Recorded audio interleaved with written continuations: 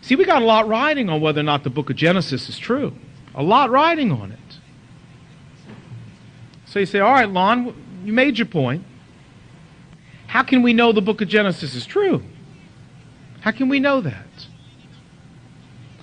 Can I prove to you beyond all doubt that the events of Genesis chapters 1 through 6 are all true, that they happened exactly the way the Bible says?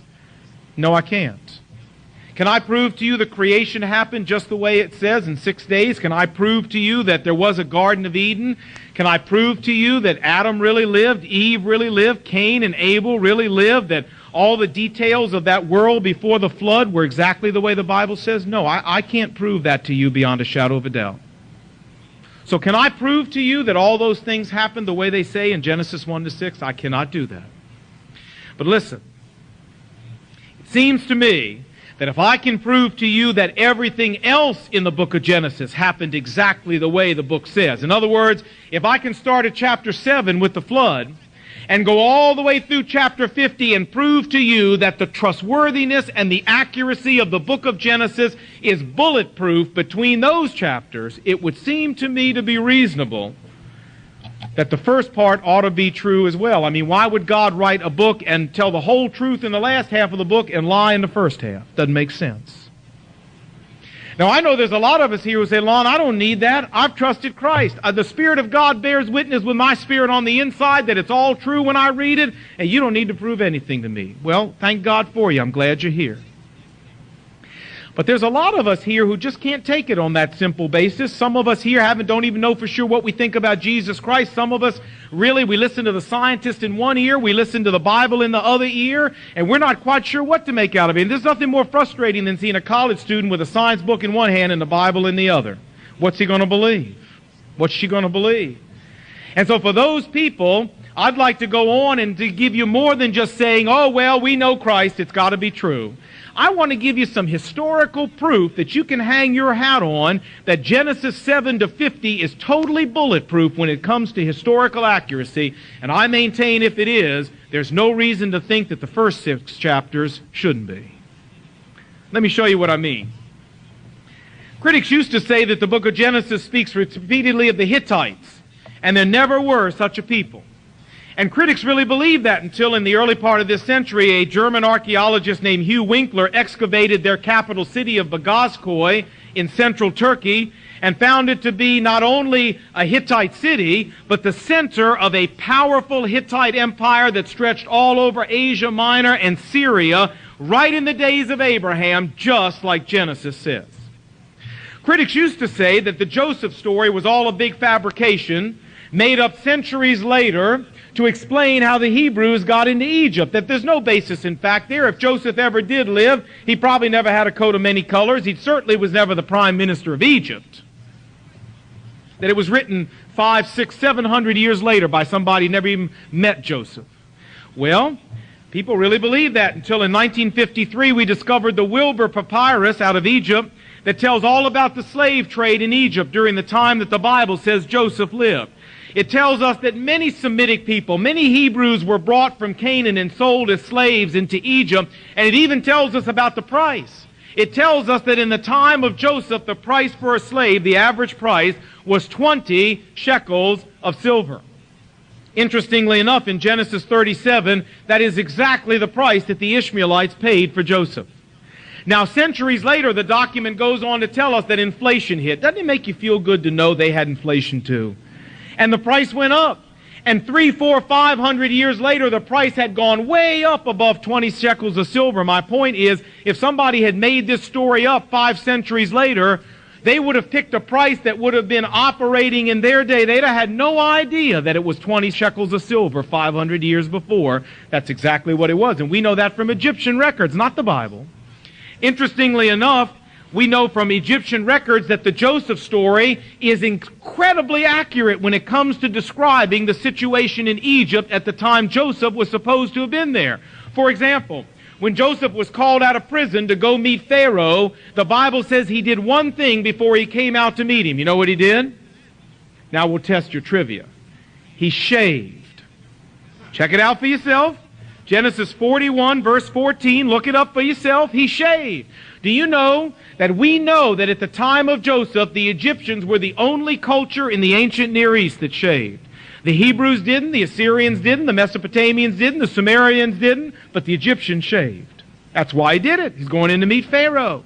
We also know that in the time of Joseph, the Egyptian pharaohs commonly had prime ministers, viziers, that ruled over their kingdoms. 500 years later, they didn't, but they did at the time of Joseph. And one of the signs of the vizier was a gold chain hung around his neck, given him from the neck of the Pharaoh.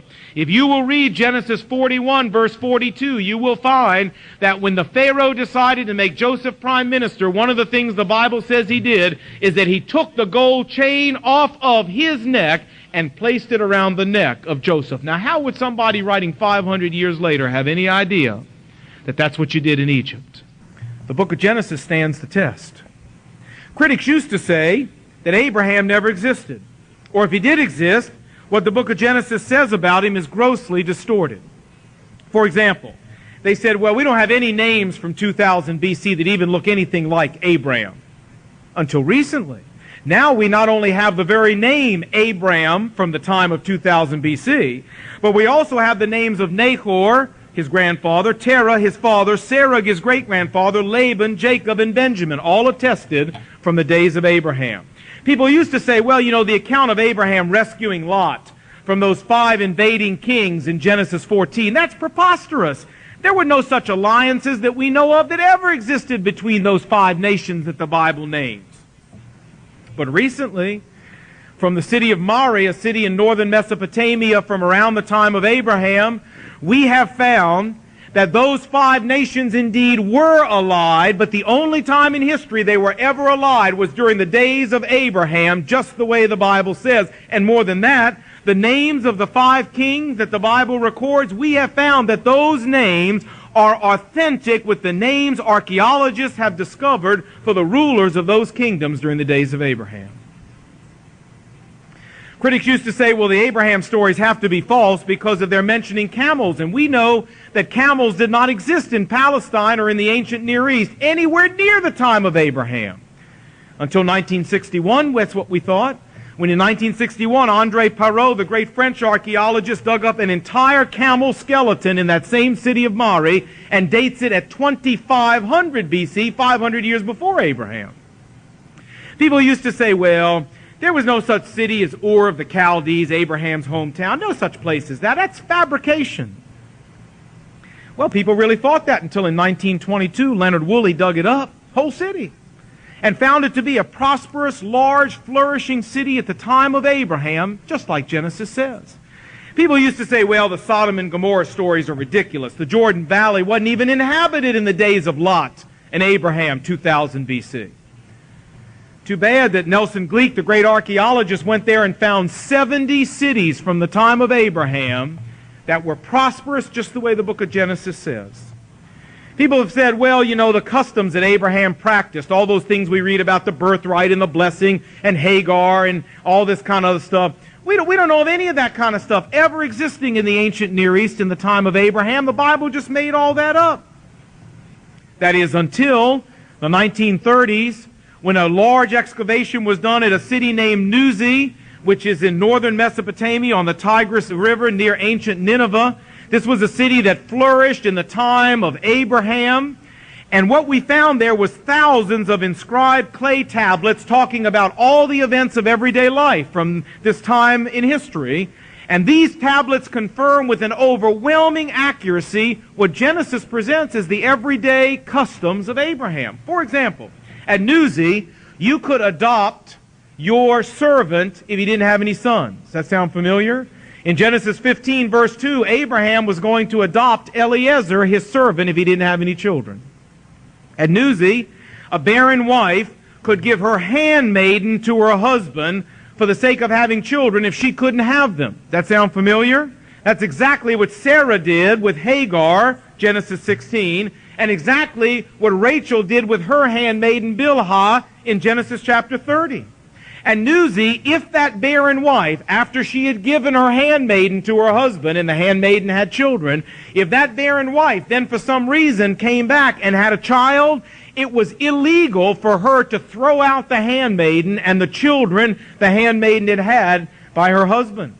Do you ever wonder why, when Sarah came to Abraham and said, "You see this woman? You see her son," talking about Hagar and Ishmael, "making fun of my son, making fun of Isaac. Kick her out of here." You ever wonder why Abraham, wanting to keep the peace, didn't say, "Sure, dear, whatever you want. Honest, dear, I'll do it. I'll take care of it today"? Why didn't he do that? Abraham's not stupid. Any man in his right mind would have said, "Sure, dear, whatever you want." Why didn't he go do that? The reason he didn't do it, friends, that we learn from Newsy, is that it was illegal to do what Sarah was asking him to do. It was illegal. And that's why he resisted it and fought it, to the point that God himself had to appear to Abraham and say, "Abraham, you go do what Sarah's telling you to do. It'll be all right. I'll take care of it." And only then would Abraham do it. Why? Because we know from Newsy it was illegal. At Newsy, we learn that the possession of the household gods, called in Hebrew the teraphim, showed or indicated who had the right to inherit all the father's goods. You ever wonder why, when Rachel stole the household gods when she was leaving her father's home in Genesis 31, you ever wonder why all her brothers took up spears and swords and came after him? Well, the reason was she had stolen the sign of the inheritance, and they wanted it back. At Newsy, we learned that it was legal to sell your birthright and all of its privileges. That sound familiar? It's what Esau did in Genesis chapter 25. It was legal to do that. And finally, there's lots more, but I'll just give you one more. At Newsy, we find that a deathbed blessing that was given by a father to a child could under no circumstances be taken back or revoked. Even if the dad changed his mind, couldn't take it back. Have you ever thought about poor Esau? He goes out to hunt, gets something nice for his dad, fix him up a nice stew. In the meantime, old cagey Jacob sneaks in there and steals his blessing. Remember that? Why is it that when he came in, Esau just didn't say, "Well, Dad, I mean, he lied to you. Well, Dad, he deceived you. Just take it back and give it to me. It's simple." You ever wonder why he didn't do that? Because we know from Newsy that once you had given a deathbed blessing to one of your children, even if you changed your mind, it could not be revoked. Genesis 27. Friends, these are just a few of the many customs that Genesis says that Abraham, Isaac, and Jacob practiced, that now we know from archaeology correctly reflect the customs of the ancient Near East in the time of Abraham. That someone writing 500 years later would have had no idea what these customs were to have faked the book of Genesis. In fact, William F. Albright, probably the greatest American archaeologist to have ever lived, he taught right at Johns Hopkins in Baltimore, said this, and I quote, "It is becoming increasingly clear that the traditions of the patriarchal age," meaning Abraham, Isaac, and Jacob, "preserved in the book of Genesis reflect with remarkable accuracy the actual conditions of the ancient Near East in the Middle Bronze Age, in the days when the Bible says Abraham lived." End of quote. Let me summarize and say to you that what I'm trying to say is that if we can show that the parts of Genesis following the flood are absolutely accurate and trustworthy, then it only stands to reason that the part of Genesis before the flood should be given the benefit of the doubt and accepted as factual. As I said earlier, it makes absolutely no sense that Moses, and God writing through Moses, would write half of a book with pinpoint accuracy and then lie in the other half of the book. And so I have given you this morning a wheelbarrow load full of data that proves beyond all doubt, I believe, that from Genesis chapter 7 through Genesis chapter 50, we are dealing with data that is accurate, trustworthy, and absolutely true. H. Rowley, a great English archaeologist, he's not a Christian, he's not a believer, he doesn't talk about Jesus, he doesn't read the Bible, wants nothing to do with it, but at least he's honest. And he said this, and I quote, "It is not because scholars of today begin with more conservative presuppositions than their predecessors that they have a much greater respect for the stories in Genesis than they used to." Do you hear what he's saying? He's saying the reason that people have a greater respect for the stories in the book of Genesis is not because they're all starting off as Christians now and they didn't used to be, not because they're all starting off as Bible believers now and they didn't used to be. That's not it. He said the reason that they have a much greater respect for the stories in Genesis than they used to is because the evidence warrants it. End of quote. Because the evidence warrants it. And I submit to you, based on the evidence, that we are on solid ground not only in considering Genesis 7 through 50 as being true and accurate, but in considering Genesis 1 through 50 as being totally accurate. That's how I accept it.